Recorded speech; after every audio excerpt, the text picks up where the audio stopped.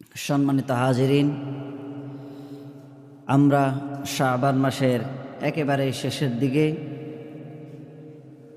এবং পবিত্র মাহে রমাদান আমাদের একেবারেই দোরগোড়ায়।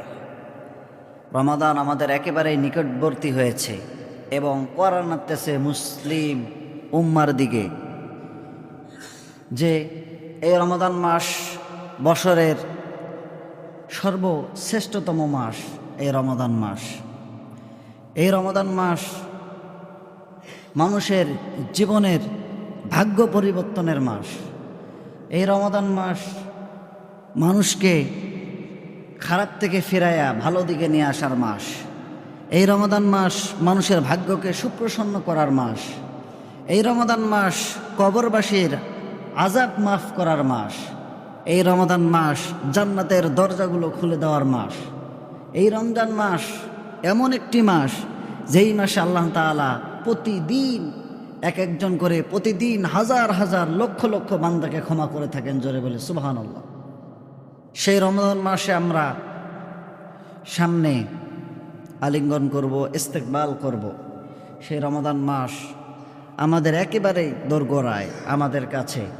এ রমাদান মাসের সঙ্গে যদি আমরা সঠিক ব্যবহার না করতে পারি, রমজানের যে হক, রমজানের যতটুকু সম্মান আমরা যদি সেটা সঠিকভাবে না আদায় করতে পারি, তাহলে এই রমজান আমাদের জন্য যেরকম সুখের কারণ নিয়ে আসতে পারে, তেমনিভাবে এই রমজান আমাদের জন্য দুঃখের কারণও হতে পারে।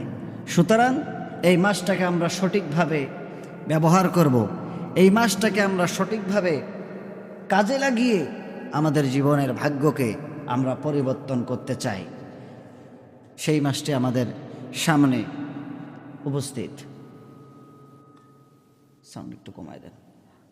তো সেই মাসটাকে আমরা কিভাবে আলিঙ্গন করব, সেই মাসটাকে আমরা কিভাবে উদযাপন করব, সেই মাসটাকে আমরা সঠিকভাবে কিভাবে ব্যবহার করব, এর প্রস্তুতির কথা বলেছিলাম যে এই শাবান মাস থেকে রমাদানের আমাদের প্রস্তুতি নিতে হবে। এই শাবান মাস থেকে আমাদের রমজানের যে আমরা রমজানে যে শস্যগুলো তুলব সেটা এই মাসে বপন করতে হবে। এই জন্য গত জুমায় বলেছিলাম যে রমজান মাসকে সামনে রেখে আমরা বেশ কিছু আমল আমাদের করা দরকার।